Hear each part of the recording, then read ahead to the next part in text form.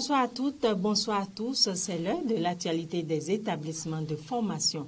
La direction des examens et concours du ministère de l'Enseignement supérieur et de la Recherche scientifique lance le processus de retrait des attestations provisoires de succès pour le compte de l'examen national de licence session 2020. Selon le communiqué de la direction des examens et concours en date de 12 mars 2021, les admis à l'examen national de licence peuvent formuler une demande pour le retrait de l'attestation provisoire. Les admis désireux de retirer la dite attestation peuvent soumettre leur demande via le site www.descupbenin.bj. Il faut souligner qu'en ce qui concerne l'examen national de master, les candidats attendent toujours d'être fixés sur leur sort.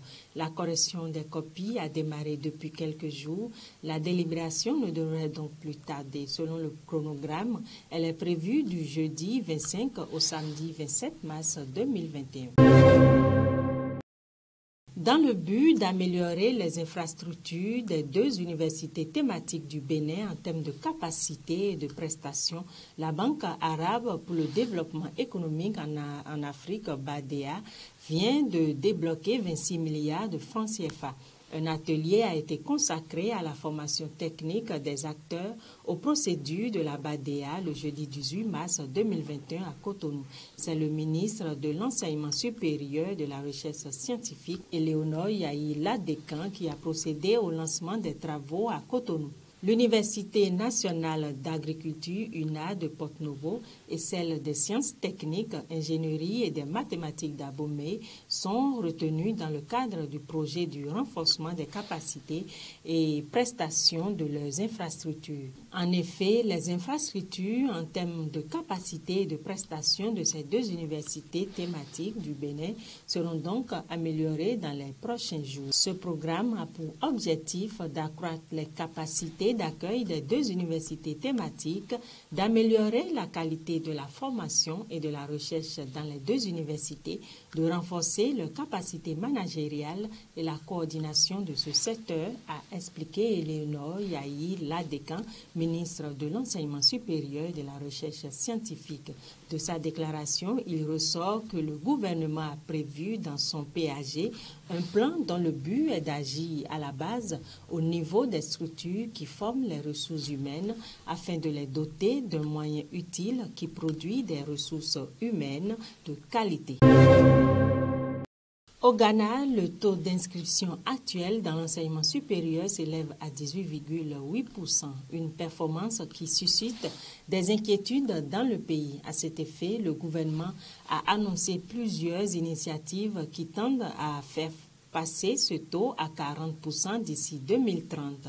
Le président ghanéen Nana Akufo-Addo, lors d'un discours la semaine dernière, a annoncé plusieurs initiatives destinées à augmenter le nombre des inscriptions tant dans les universités publiques que privées. Il s'agit notamment de l'allègement des conditions d'obtention des prêts étudiants. Désormais, toute personne ayant un travail rémunéré peut se porter garante.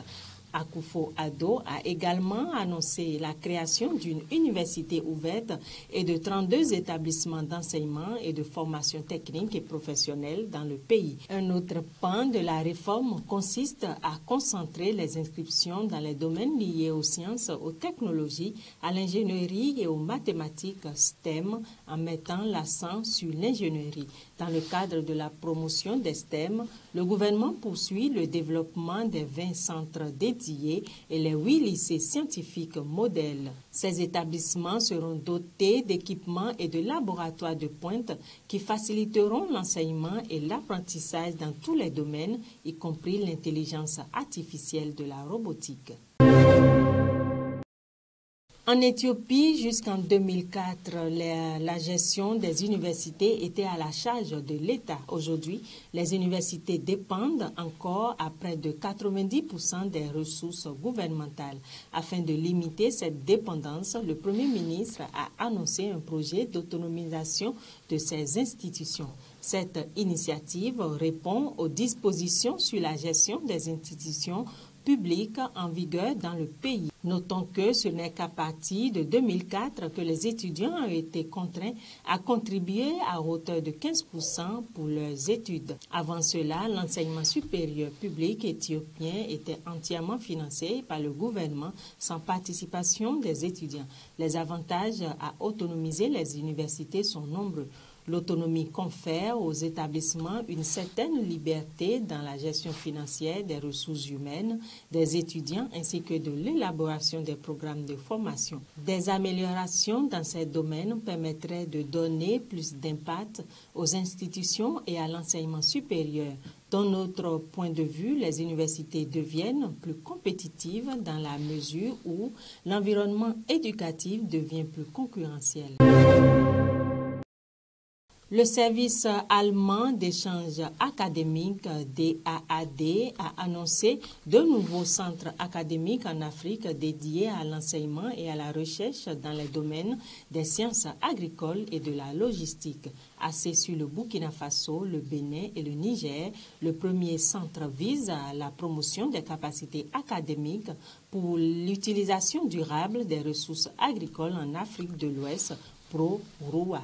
Il se concentre sur les défis du changement climatique et la nécessité d'une utilisation durable des ressources rares de la région. Ce centre sera dirigé par le département des sciences de l'agriculture biologique de l'université de Kassel en Allemagne avec pour objectif de contribuer à l'offre de formation de niveau master et doctorat en sciences agricoles. Quant au second centre, il est sous la coordination du service logistique de l'université de logistique de Goun de Hambourg. Dans un premier temps, il sera focalisé sur la distribution des vaccins anti-Covid-19 avec les partenaires du Kenya et de Tanzanie. De manière générale, son objectif est d'appliquer des processus de gestion innovants pour contrôler la production, la distribution et la transformation des aliments et autres ressources et biens liés à la santé.